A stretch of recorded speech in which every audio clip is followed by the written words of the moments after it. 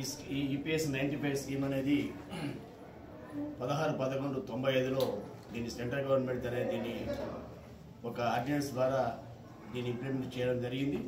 ఈ స్కీమ్ వలన దాదాపు 95 నుంచి 2013 వరకు మినిమం పెన్షన్గా 300 రూపాయల నుంచి 500 రూపాయల నుంచి అలాంటి పరిస్థితుల్లో దాదాపుగా 30-40 లక్షల మందికి 2013 వరకు అనేది ఆ బెనిఫిట్ అది జరిగింది.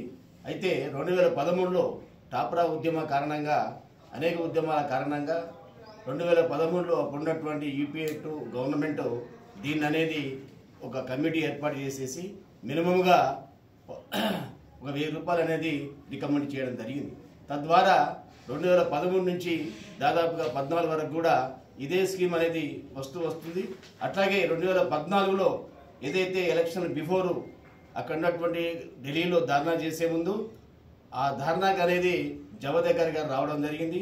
ఆ జవదేకర్ గారు వారు ఏమని హామీ ఇచ్చారంటే మా ప్రభుత్వం వచ్చినట్లేదుంటే కనీసమైనా మీకు మేము 3000 రూపాయలు దానితో పాటు డిఏను మెడికల్ సౌకర్యాన్ని కూడా కల్పిస్తామని చెప్పని హామీ ఇచ్చాడు. మరి ఆ హామీ ఇచ్చిన తర్వాత మరి కేంద్ర ప్రభుత్వం అనేది అప్పటికి 14లో వాళ్ళు రూలింగ్ రావడం జరిగింది. తద్వారా అదే కాకుండా భగత్ సింగ్ కోశ్యారి కమిటీని కూడా రాజ్యసభలో పెట్టి దాన్ని కూడా ఇంప్లిమెంట్ చేస్తామని చెప్పింది. అయితే అది చెప్పిన తర్వాత కూడా ప్రభుత్వం కూడా దాన్ని ఇంప్లిమెంట్ చేయకుండా అనేక రకాల ఇబ్బంది పెట్టినటువంటి పరిస్థితుల్లోనే మనం అనేది దేశవ్యాప్తంగా ఆందోళన కార్యక్రమం చేయడం జరిగింది.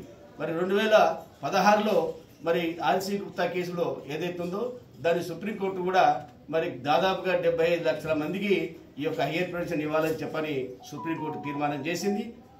దాన్ని కూడా చేసినటువంటి దాన్ని కూడా ఈ ప్రభుత్వం కాకుండా దాన్ని అడ్డంకులు వేసేసి నిధులు లేవని చెప్పి దాన్ని పెండింగ్ పెట్టడం జరిగింది.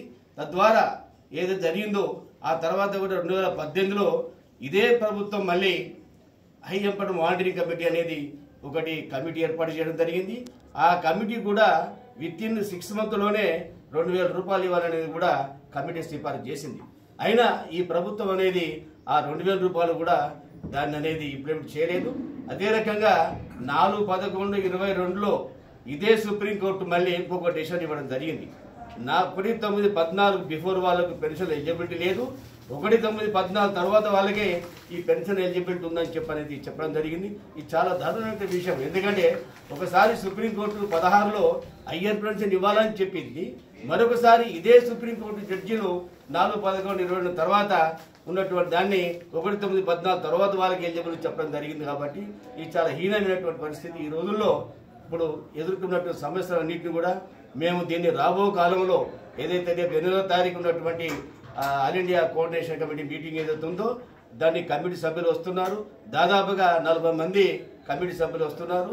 దాదాపు 9 రాష్ట్రాల నుంచి వస్తున్నారు. కాబట్టి దీన్ని పెద్ద ఎత్తున ఈ కార్యక్రమాన్ని ముందుకు తీసుకెళ్ళడానికి ప్రయత్నం చేసి దీన్ని అనేక మందిని మళ్ళీ మేము అనేది పెన్షనర్లు జమకట్టి దీన్ని ఢిల్లీలో ఒక పెద్ద ప్రోగ్రాం తీసుకోవాలి.